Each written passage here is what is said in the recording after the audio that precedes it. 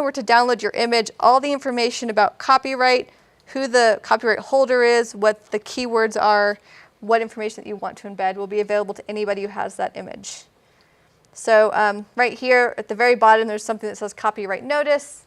You can go in here, I can add copyrighted, and that will stay with my image.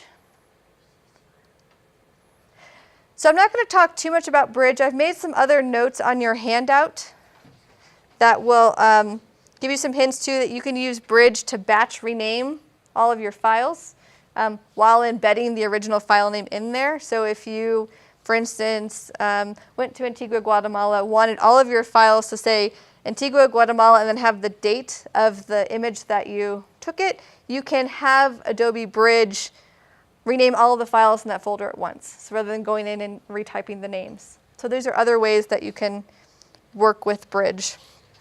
So the other reason I like to use Bridge for the introductory Photoshop class is that if you double click on an image in Bridge, it will open right in Photoshop.